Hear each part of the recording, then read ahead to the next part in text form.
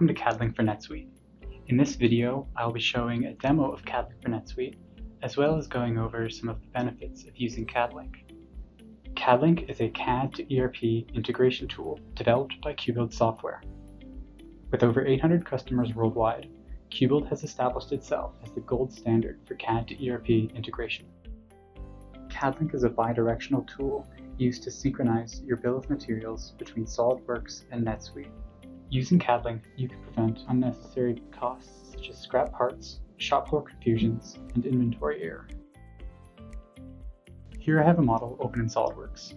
Let's imagine that I'm an engineer and I've just finished designing this model. Now it's time to get this information into NetSuite. I can launch CADLink directly from this interface. CADLink is now pulling information from SOLIDWORKS and from NetSuite for a comparison. CADLink is pulling information such as part number, revision, and description from both SOLIDWORKS and from NetSuite, and using the part number to do a comparison between the two sets of information. This is the CADLink interface.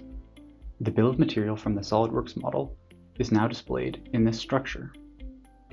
The different colors in this structure indicate changes and differences between your SOLIDWORKS bill of material and the NetSuite bill of material and item master. Let's talk about what each of these colors mean. White rows indicate no difference between your SOLIDWORKS bill of material and your NetSuite bill of material. Green rows indicate items to be created in your NetSuite item master when CADLink saves. When you hit the save button, CADLink will create these items in your NetSuite item master and insert them into your NetSuite bill of material.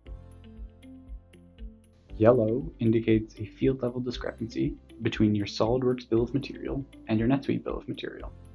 You can choose which of these two descriptions CADLink saves bidirectionally to both SOLIDWORKS and NetSuite. Now I will be saving what's in my NetSuite back to my SOLIDWORKS. Gray rows indicate items that are not in my SOLIDWORKS bill of material, but are in my NetSuite bill of material. When I save using CADLink, CADLink will remove this item from my NetSuite bill of material to synchronize it with my SOLIDWORKS bill of material. Moving to the right, we have columns for NetSuite specific fields. When creating a new part in the NetSuite item master, we can change this information using CADLink. Every drop-down menu is created using data from NetSuite. You can assign operations using the CADLink interface. Clicking on the routing window in the top right-hand corner and selecting a manufactured assembly or subassembly, you can assign an operations list using CADLink. You can add workstations one by one, or you can make use of a routing template using an existing operations list for an item in NetSuite. The BOM Changes tab will contain a list of all of the changes that CADLink will make when you hit save.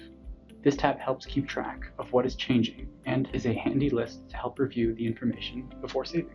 The CAD Data tab is a read-only window where your engineers can view the CAD data that CADLink has picked from SOLIDWORKS. This screen is useful for viewing information without having to switch between CADLink and SOLIDWORKS. The Messages tab contains a list of things that CADLink needs you to address before it can save into NetSuite.